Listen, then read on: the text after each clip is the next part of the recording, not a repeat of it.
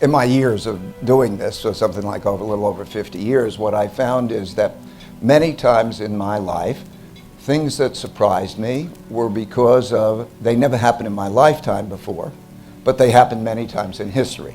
So, for example, then studying these earlier times, if they happen mechanistically, I need to know how they work. So I studied the Great Depression. That's why we anticipated the 2008 financial crisis, because the same things happen over and over again, but sometimes not in our lifetimes. There are three big things that are happening to us that haven't happened in our lifetime. And those three big things are, first, the amount of debt and money creation, how much debt we have, the rate at which we are creating it, and then where we're getting that money from, the Federal Reserve and other central banks printing it.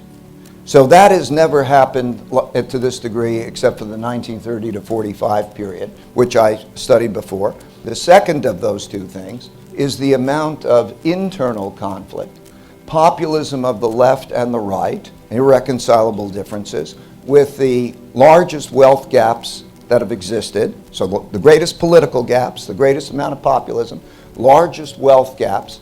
You have to go back to the 1930 to 45 period, and actually it's larger than that, and you have to go back to 1900 to see that. So we have a financial issue, we have an internal conflict issue that has very big implications for how well our country is run, but also what does it mean for taxes? What does it mean for the value of assets?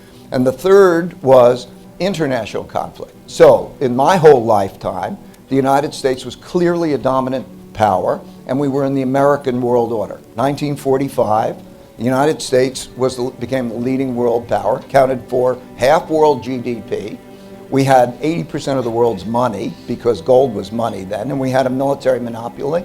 We were the world's power. That's why the United Nations is in New York, and IMF and World Bank are in Washington. But we could see this conflict, this emerging competition. And the last time that happened was the 1930 to 45 period, and I need to study that. And so I studied that pattern, and these are the big things in our lives right now, but we are not acquainted with it. So I needed to study the rise and declines of currencies, the rise and declines of empires. And because these cycles go on over a long period of time, I needed to see enough of those cases, so I had to go back, let's say, the 500 years. So I studied all of those. I'm a practitioner, so it's not like I'm writing history books. It's for the purpose of making decisions today. So what I learned there has been important in our positioning in the markets right now. So it's just that practical. But those are the three big things. I also saw in history that there were two other things that were very important. One was acts of nature actually toppled more civilizations, killed more people than the others that I just mentioned. And they are droughts, floods, and pandemics. But like a pandemic, that's another one that comes along once in a lifetime and we don't see it. And then, of course, the most important force over a long period of time is man's adaptability and inventiveness. And now we have a greater ability. And that's the plus. You know, the others are challenging. So that's it in a nutshell. Again, when I say these things, I use measures. There are 18 measures of health, and they're measures of things like what is your percentage of world GDP, what is your percentage of exports, how your reserve currency, but also what is your education level of education, what is your competitiveness, 18 measures of that. And we are in decline. We're declining on a relative basis, but even also some measures in an absolute basis. And then China has been the leading competitor. Not since 1984, I've been going to China. Watch it, since I started going there, per capita income has increased by 26 times. And so if you use measures of comparability in military, technology, share of world GDP, all of that, you see that. That is the only real power. There are military powers, but history has shown if you're a military power and you're not an economic power, while you may be a threat, you're not going to win the war. So that's what the picture looks like. We can see it, right? We can see it in our various ways. It's all a matter of basics. Do you earn more than you spend? Okay, do you have a good income statement? And do you have a good balance sheet? Do you have one or two parents who care for you and give you the guidance and the values? Can I go to a good public school and have food and health care and come out with an environment of equal opportunity? That's all you need. Because if you do those things, you will have a civil population that will be productive and that you will be financially capable, strong. So you're going to do things better and better and you'll be strong. So it comes down to those fundamentals. When I look at one country or another and I'm thinking, where do I want to invest? It's like I'm looking at those things. Do they have a problem with internal conflict or is it orderly? Just those basics. Now, the question is, can we do those basics? Okay? So how are we doing on those basics? You have measures to judge that. Yes, we can do it.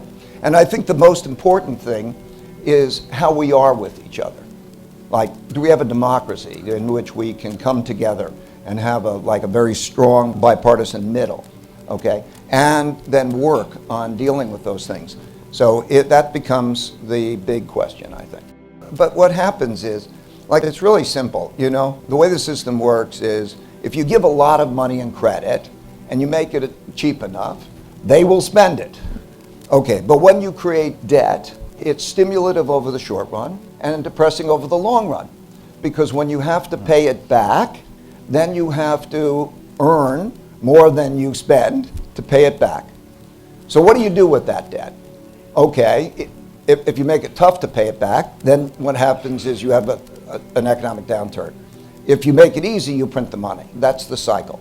So when we look at what the Fed has done, the Fed and the government together gave an enormous amount of debt and credit and created a lurch forward, a giant lurch forward, and created a bubble, and now they're putting on the brakes. Okay, so now we're going to create a giant lurch backward, I think, because it's simple.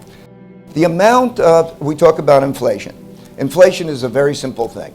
It's the amount of money that's spent, money and credit spent, divided by the quantity sold is the price.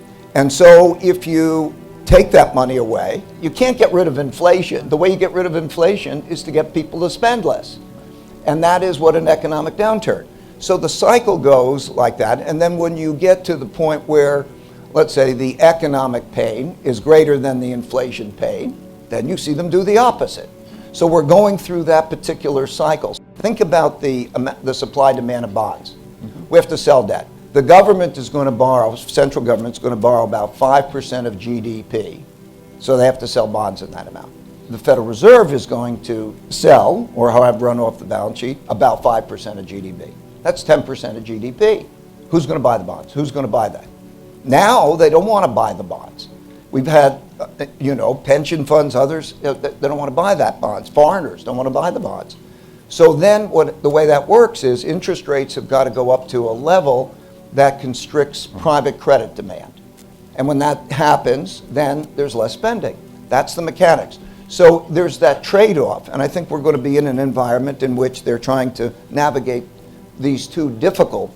You don't want too much inflation, and you don't want too weak an economy, and so they're trying to navigate that, which will be probably something like the 70s.